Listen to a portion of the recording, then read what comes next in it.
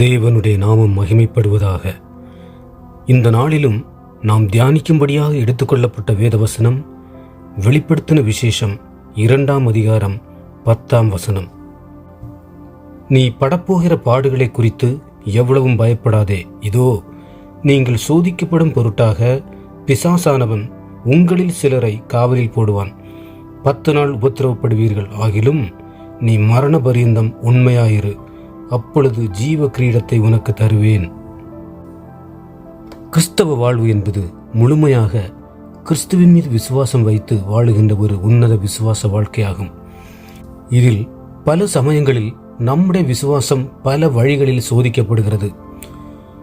உலக பள்ளிக்கூடங்களில் குழந்தைகள் ஒரு வகுப்பில் இருந்து மற்றொரு வகுப்பிற்கு செல்ல வேண்டுமெனில் ஆண்டு முழுவதும் சிறு சிறு தேர்வு வைக்கிறார்கள். ஆனால் ஆண்டு இறுதியில் பெரிய தேர்வு வைத்துவிட்டு அதில் தேர்ச்சியடையும் குழந்தைகளை மட்டுமே அடுத்த வகுப்பிற்கு அனுப்புகிறார்கள். அடையாத குழந்தைகள் தாங்கள் படித்த அதே வகுப்பிலேயே இருந்து விடுகிறார்கள். ஆண்டு முழுவதும் வகுப்பில் நடத்தப்படுகின்ற சிறு சிறு தேர்வுகளில் தேர்ச்சியடையும் குழந்தைகளால் மட்டுமே ஆண்டு இறுதியில் நடைபெறுகின்ற இறுதித் தேர்வில் எளிதாக தேர்ச்சியடைய முடிகிறது. அப்படி இல்லாத குழந்தைகளால் ஆண்டு இறுதியில் நடைபெறுகின்ற தேர்வில் தேர்ச்சியடைய முடியாது. அதுபோலத்தான் நம்முடைய கிறிஸ்தவ வாழ்க்கையிலும் தேவன் நம்முடைய ஆவிக்குரிய வளர்ச்சியின் அடிப்படையில் பலவிதமான விசுவாச போராட்டங்களை அனுமதிக்கிறார். இந்த ஆவிக்குரிய போராட்டங்கள் நம்முடைய சரீரத்திலிருந்து வரலாம், நம்முடைய இதயத்திலிருந்து வரலாம், நம்முடைய குடும்பத்தில் இருந்து வரலாம், தேவனை அறியாத மனிதர்களிடம் இருந்து வரலாம்.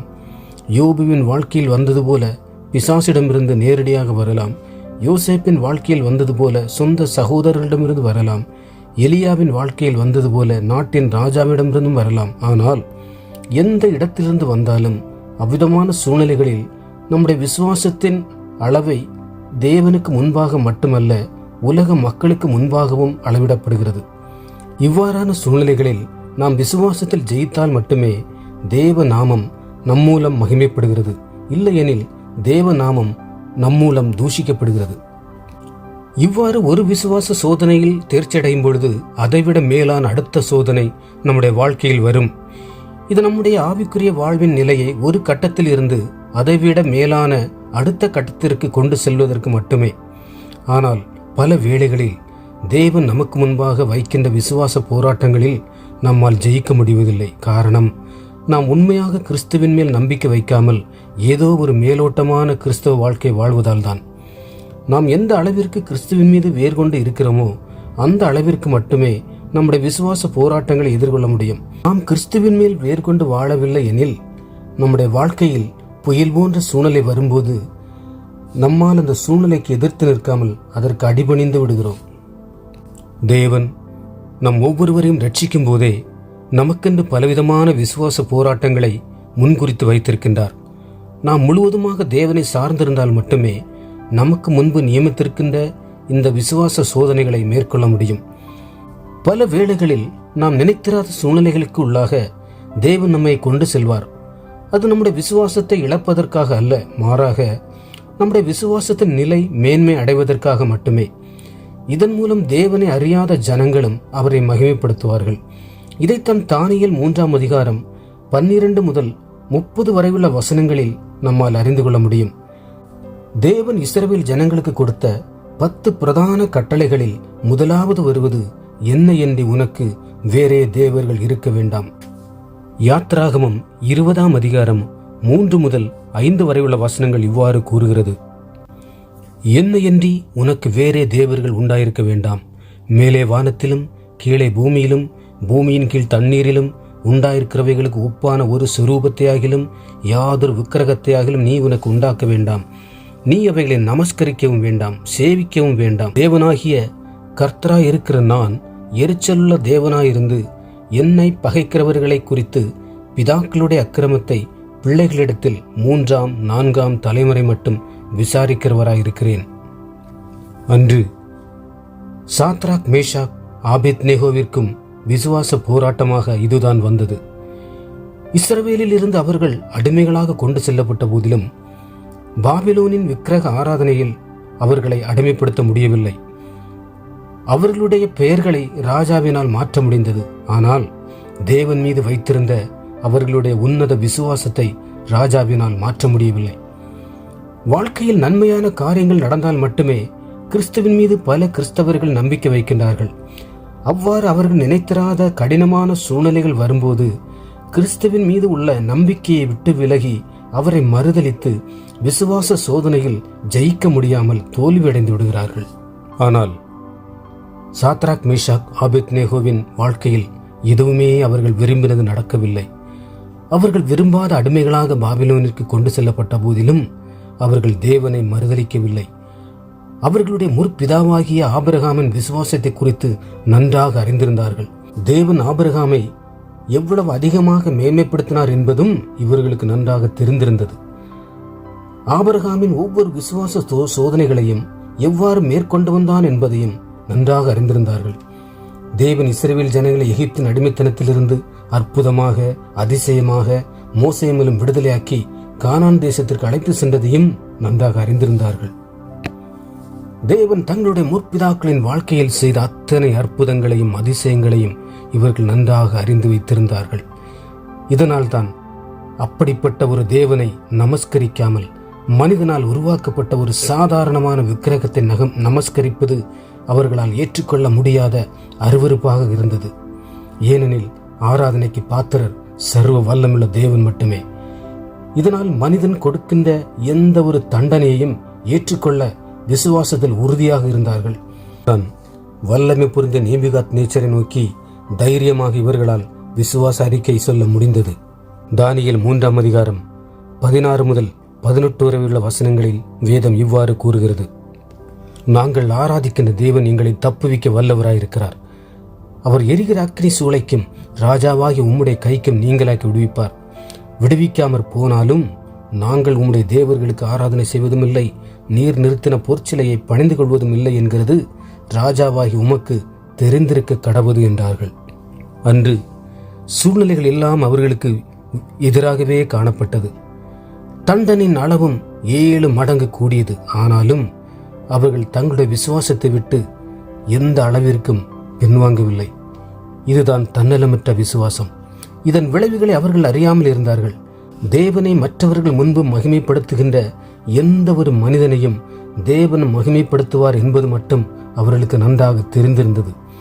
அவ்வாறு இல்லை என்றாலும் இந்த ஜீவனில்லாத விக்கிரகத்தை ஆராதிக்க மாட்டோம் என்பதில் உறுதியாக இருந்தார்கள். நம்மால் இப்படிப்பட்ட விசுவாசத்தை நிலைத்திருக்க முடிகிறதா? இல்லை என்பதே பெரும்பாலான வேளைகளில் பதிலாக இருக்கிறது. காரணம், நம்முடைய விசுவாசம் ஒரு நாணற் செடியை போன்றது. அது காற்று எந்த திசையில் அடிக்கிறதோ அந்த திசையில் சாய்ந்து கொடுக்கிறது.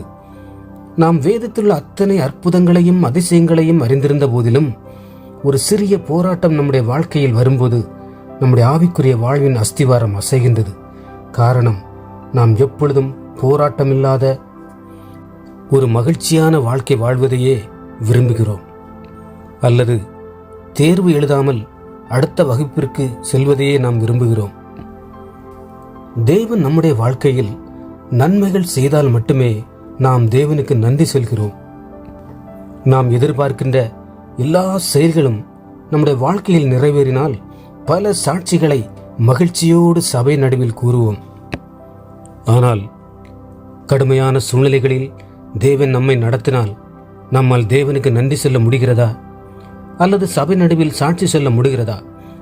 அவ்வாறு நன்றி சொல்ல முடிந்தால் தேவன் நமக்கு முன்பாக வைத்திருக்கின்ற விசுவாச சோதனைகளை பரிசுத்த ஆவியானவரின் துணையோடு எளிதாக மேற்கொள்ள முடியும். இல்லையெனில் அபிஷேகம் என்ற பெயரில் ஏதோ சில அந்நிய பாஷைகளை சபையில் நாம் பேசலாம்.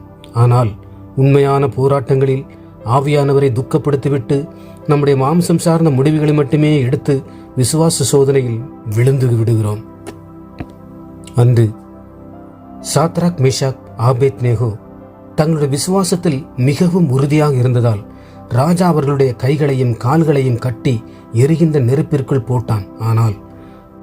ஆனால் தேவன் மீது அவர்கள் வைத்திருந்த உன்னத விசுவாசத்தை அவனால் எந்த அளவிற்கும் கட்ட முடியவில்லை.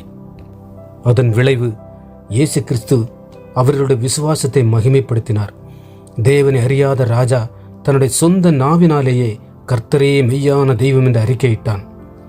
ஏனெனில் ஏசாயா 43:1-2 வரை உள்ள வசனங்கள் இவ்வாறு கூறுகிறது: இப்போதும் யாக்கோபே, உன்னை சிருஷ்டித்தவரும் இஸ்ரவேலே, உன்னை உருவாக்கினவருமாகிய கர்த்தர் சொல்லுகிறதாவது: பயப்படாதே, உன்னை மீட்டுக்கொண்டேன், உன்னை பெயர் சொல்லி அழைத்தேன், நீ என்னுடையவன். நீ தண்ணீர்களை கடக்கும்போது நான் உன்னோடு இருப்பேன், நீ ஆறுகளை கடக்கும்போது அவைகள் உன்மேல் புரளுவதில்லை. நீ அக்னியில் நடக்கும்போது வேகாதிருப்பாய், அக்னி ஜுவாலை உன் பேரில் பற்றாது.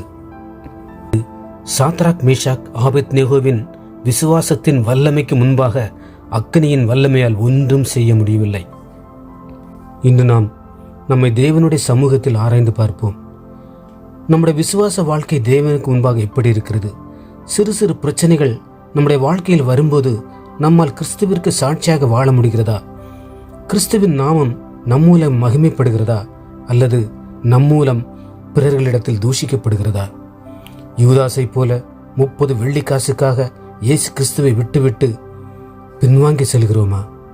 அல்லது தனக்கு முன்பாக சிலுவை மரணம் இருப்பதையும் அறிந்து கிறிஸ்துவை போல சிலுவையில் அறையப்படுவதற்கு நான் அருகதையற்றவன், என்னை தலைகீழாக சிலுவையில் அறையுங்கள் என்று தைரியமாக கூறிய பேதுருவை போல விசுவாசத்தில் உண்மையுள்ளவனாக இருக்கிறோமா? பவுலுடன் ஊழியம் செய்த தேமாவைப் போல இப்பிரபஞ்சத்தின் மீது ஆசை வைத்து கிறிஸ்துவை விட்டு பிரிந்து உலகத்தின் பின்னே செல்கிறோமா? அல்லது பவுலைப் போல நல்ல போராட்டத்தை போராடினேன், ஓட்டத்தை முடித்தேன், விசுவாசத்தை காத்துக்கொண்டேன், இது முதல் நீதியின் கிரீடம் எனக்காக வைக்கப்பட்டிருக்கிறது, நீதியுள்ள நியாயாதிபதியாகிய கர்த்தர் அந்நாளிலே அதை எனக்கு தந்தருளுவார் என்று தைரியமாக தேவனுக்கு முன்பாக நம்மால் விசுவாச அறிக்கை செய்ய முடிகிறதா? அவ்வாறு அறிக்கை செய்ய நம்மால் முடியவில்லை எனில் நாம் விசுவாசத்தில் கோதுமை மணியாக இல்லாமல் பதராகவே இருக்கிறோம்.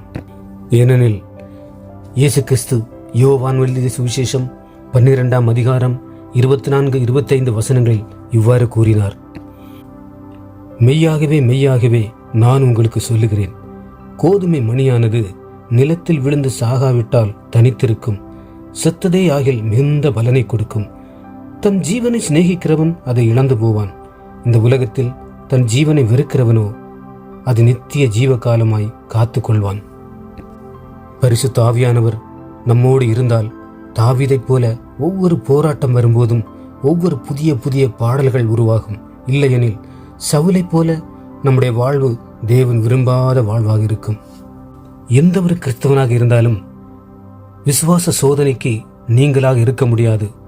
ஏனெனில் ஒவ்வொரு கிறிஸ்தவனுக்கும் ஒவ்வொரு ரட்சிக்கப்பட்ட பிள்ளைகளுக்கும் முன்பாக தேவன் ஒரு விசுவாச சோதனையை முன்குறித்து வைத்திருக்கின்றார். அந்த சோதனையில் தேர்ச்சி அடைவதும் தேர்ச்சி அடையாமல் இருப்பதும் நம்முடைய கரங்களில் தான் இருக்கிறது. உண்மையாகவே நாம் தேவனோடு இணைந்திருந்தால், பரிசுத்த ஆவியானவர் நம்முள் வாசம் செய்தால், நமக்கு முன்பாக இருக்கின்ற ஒவ்வொரு சோதனைகள், அது சிறியதாக இருந்தாலும் பெரியதாக இருந்தாலும், அதை எளிதாக மேற்கொள்ள முடியும். இல்லையெனில் நாம் காலக்கணக்கில் பல வருடங்களாக கிறிஸ்தவன் என்ற முகவரியில் இருக்கலாம். ஆனால் தேவன் நமக்கு முன்பாக வைத்திருக்கின்ற எந்த ஒரு சோதனைகளையும் நம்மால் மேற்கொள்ள முடியாது. எந்த ஒரு விசுவாச போராட்டங்களையும் நம்மால் ஜெயிக்க முடியாது. சிறிய சிறிய பிரச்சனைகள் நம்முடைய வாழ்க்கையில் வரும்போது நாம் தேவனை விட்டு பின்வாங்கி போனால் நம்மை விட பரிதவிக்கப்பட்டவர்கள் உலகத்தில் யாரும் இருக்க முடியாது. தேவன் நம்முடைய வாழ்க்கையில் செய்த ஒவ்வொரு நன்மையான காரியங்களையும் நினைத்து அவருக்கு நன்றி சொல்லாமல் பிரச்சனைகள் நடுவில் தேவனை மறுதலித்தால் நம்மை விட கைவிடப்பட்ட ஜனங்கள் இந்த உலகத்தில் இருக்க முடியாது. தேவன் நமக்கு முன்பாக வைத்திருக்கின்ற ஜீவ கிரீடத்தை சுதந்திரித்துக் கொள்ள வேண்டுமெனில் சாதாரண வாழ்க்கை வாழ்ந்தால் முடியாது. தேவன் விரும்புகின்ற உன்னத வாழ்க்கை வாழ்ந்தால் மட்டுமே தேவன் நமக்கு நியமித்திருக்கின்ற ஜீவ கிரீடத்தை நம்மால் சுதந்திரித்துக் கொள்ள முடியும். இந்த நாளிலும் நாம் தேவனுடைய கரத்தில் நம்மை ஒப்புவிப்போம். எந்த இடத்தில் நாம் விசுவாச குறைவாக இருக்கின்றோமோ, அல்லது எந்த இடத்தில் நம்முடைய விசுவாச சோதனைக்கு எதிர்த்து நிற்க முடியாமல் பின்வாங்கி செல்கின்றோமோ, ஒவ்வொன்றையும் தேவனுடைய பாதத்தில் அறிக்கையிட்டு தேவ சமூகத்தில் நம்மை நாமே ஆராய்ந்து பார்ப்போம். ஒவ்வொரு சிறிய சிறிய செயல்களிலும் பெரிய பெரிய செயல்களிலும் எதை செய்தாலும் பரிசுத்த ஆவியானவருக்கு இடம் கொடுப்போம். பரிசுத்த ஆவியானவர் நம்மோடு வாசம் செய்யும் போது உலகத்தில் எந்த ஒரு விசுவாச போராட்டம் வந்தாலும், எந்த ஒரு விசுவாச சோதனை வந்தாலும் நம்மால் எளிதில் அதை மேற்கொண்டு தேவன் விரும்புகின்ற வாழ்க்கையின் முடிவிற்குள் நம்மால் நுழைய முடியும். இல்லையெனில் தேவன் விரும்பாத ஒரு வாழ்க்கையின் முடிவாக நம்முடைய வாழ்க்கை இருக்கும். ஒரு யூதாசை போலவோ ஒரு சவுலை போலவோ நம்முடைய வாழ்க்கையை முடித்துக்கொள்ள தேவன் விரும்புவதில்லை. ஆனாலும் ஒரு பேதுருவை போல, பவுலை போல தேவனுக்கு முன்பாக உண்மையும் உத்தமமுள்ள ஊழியக்காரனாக இருந்து இறுதி வரை தேவன் நமக்கு முன்பாக வைத்திருக்கின்ற ஒவ்வொரு விசுவாச சோதனைகளையும் மேற்கொள்ளும்படியான பலனையும் சக்தியும் தேவன் நமக்கு இன்று தந்தருள்வாராக. இறுதி வரை இந்த உலகில் கிறிஸ்துவிற்காக சாட்சியுள்ள ஒரு வாழ்க்கை வாழும்படி தேவன் உதவி செய்வாராக. கிறிஸ்துவோடு கூட மகிமையில் பிரவேசிக்கும்படி பரிசுத்த ஆவியானவர் நம்மை ஒவ்வொரு நாளும் மறுரூபப்படுத்துவாராக. தேவன் தாமே இந்த வார்த்தைகளை கேட்ட ஒவ்வொருவரையும் ஆசீர்வதிப்பாராக. ஆமேன்.